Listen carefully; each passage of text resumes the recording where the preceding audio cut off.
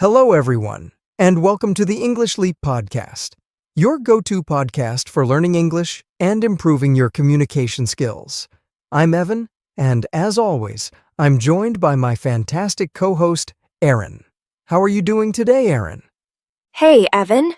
I'm doing well, but I had one of those moments today where I really wished I could think faster.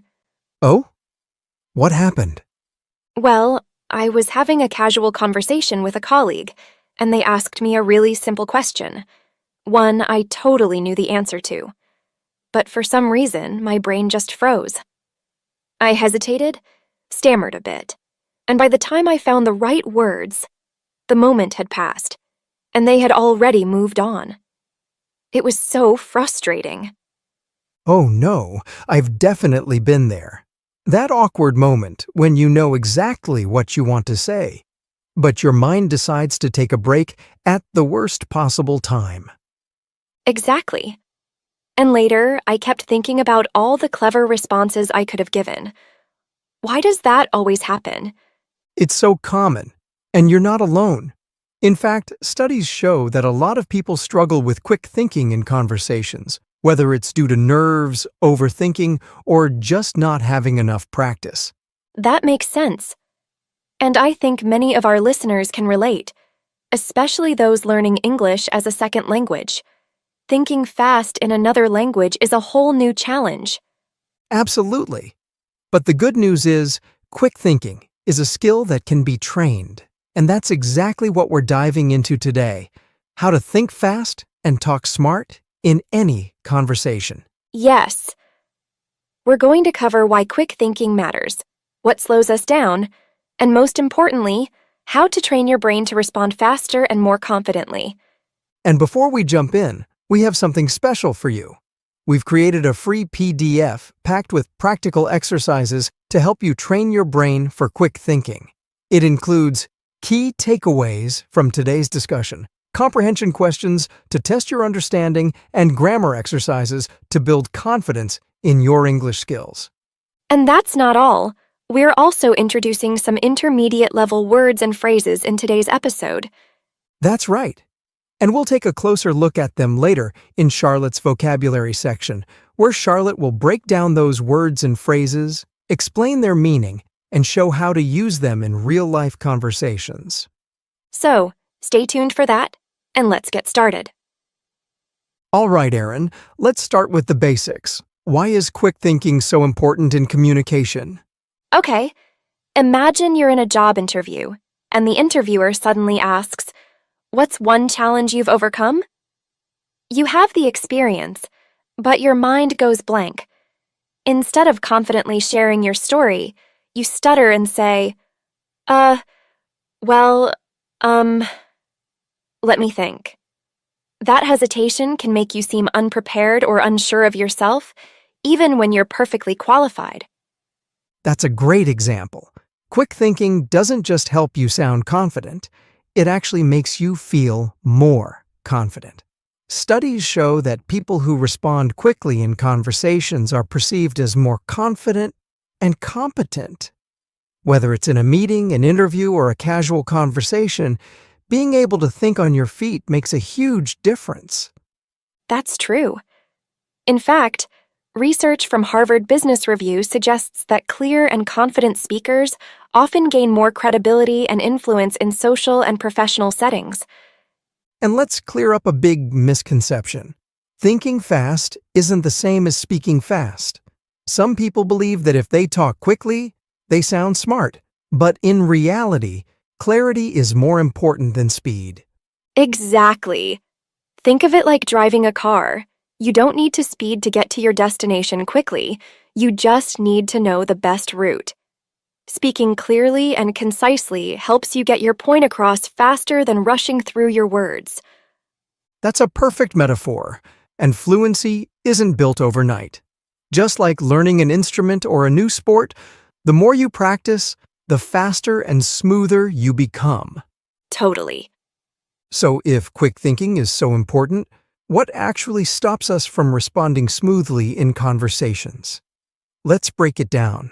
The first challenge is overthinking. Imagine you're texting a friend and you rewrite your message 5 times before sending it. That's what happens in real-life conversations. Some people try to construct the perfect sentence in their mind before speaking, and by the time they're ready, the moment has passed. Then there's fear of mistakes. I remember when I was learning Spanish, I hesitated so much because I was afraid of sounding silly. But the truth is, making mistakes is part of the learning process. Right. Another challenge is mental blocks. When you're put on the spot, your brain just freezes. It's like when someone asks you, "What's your favorite movie?" And even though you've watched hundreds, you can't think of a single one. And finally, there's the language barrier. If English isn't your first language, sometimes the words don't come as quickly as you'd like. So true. But the good news is, there are strategies to help with all of these challenges.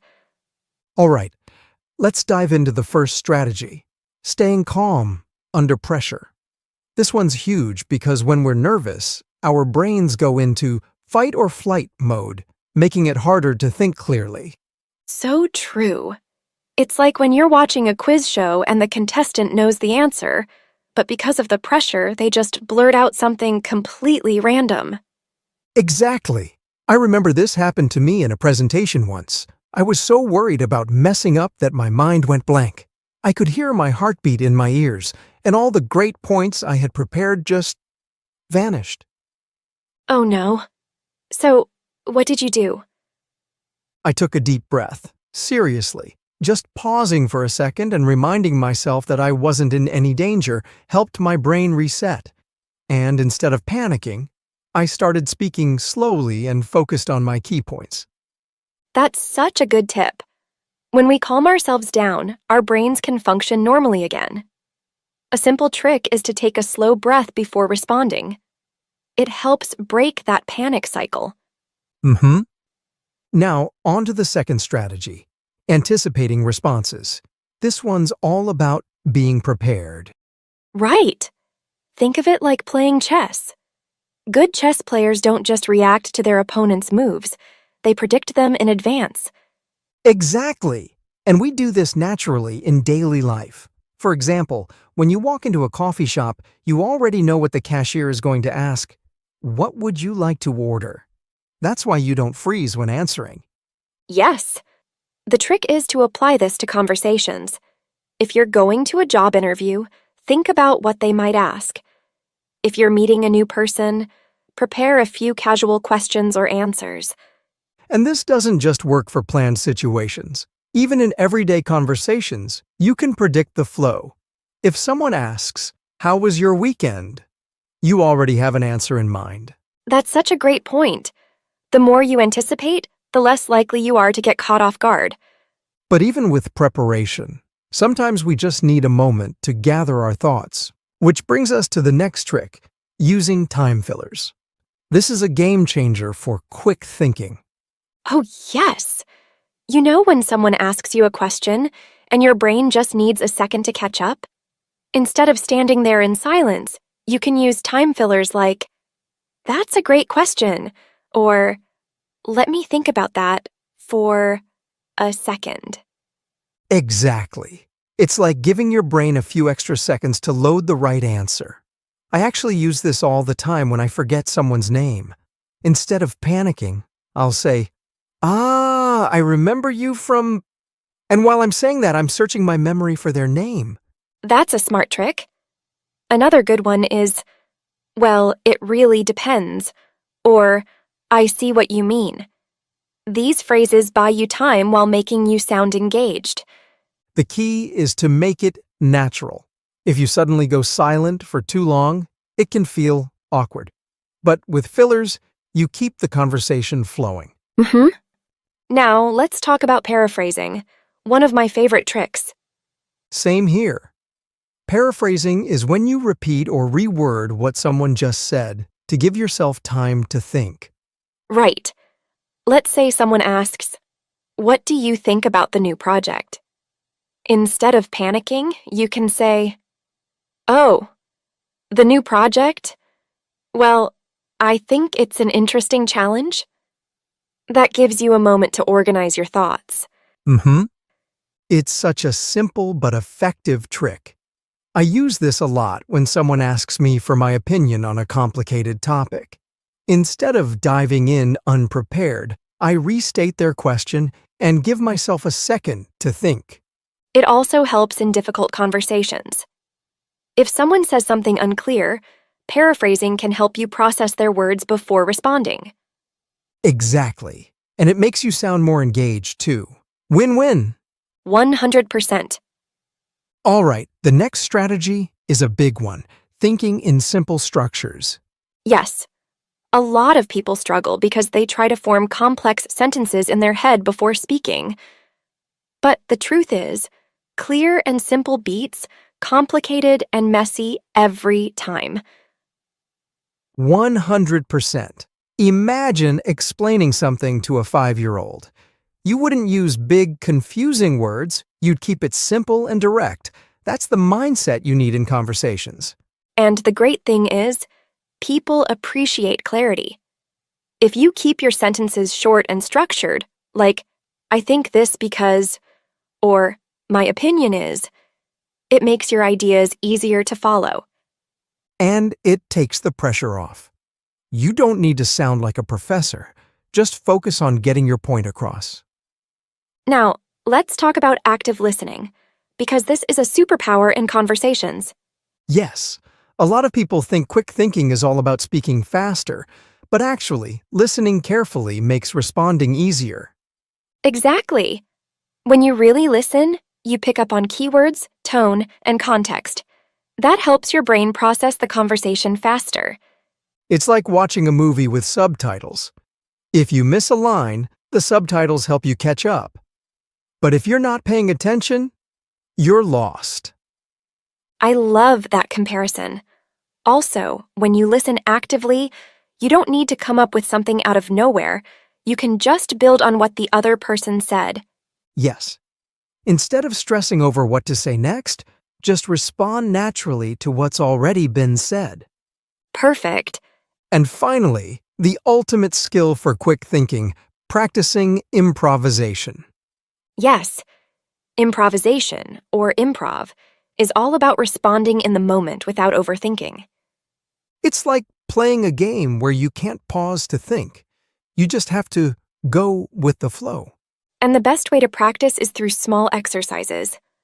One fun method is word association. If I say apple, you say, Juice.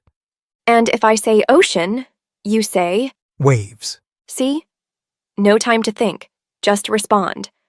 This helps train your brain to react faster in conversations.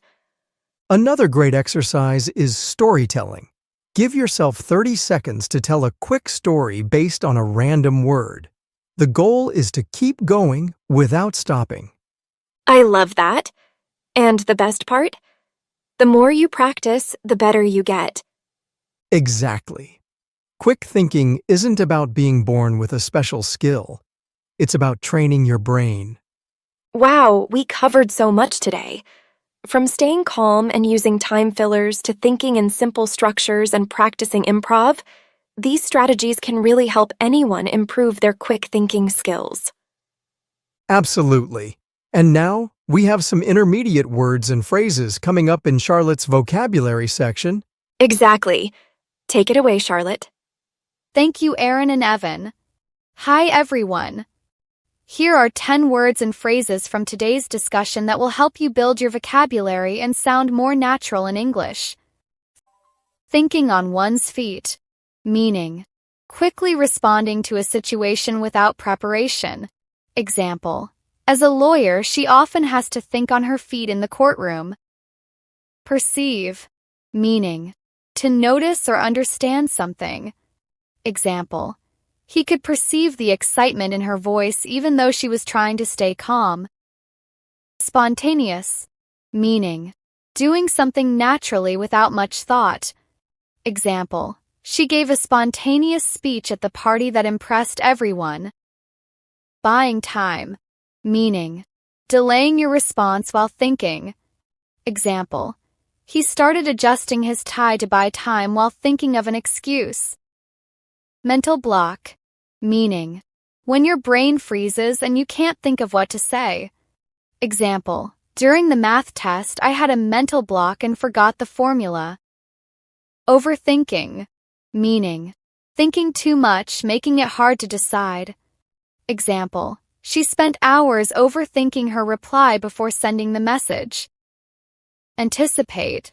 Meaning: to expect or prepare for something before it happens. Example: she anticipated heavy traffic and left home early. Misconception. Meaning: a wrong idea or belief about something. Example: there is a misconception that drinking cold water causes a sore throat. Hesitation. Meaning: pausing before speaking due to uncertainty. Example: his hesitation before answering the question made it clear he was unsure. Improvisation. Meaning: speaking or acting without preparation. Example: the chef's improvisation with ingredients led to a delicious new recipe. Those are your vocabulary words for today. Try using them in your own sentences this week, and remember to check out the PDF for more practice. Back to you, Aaron and Evan. Thanks, Charlotte. That was super helpful. Definitely.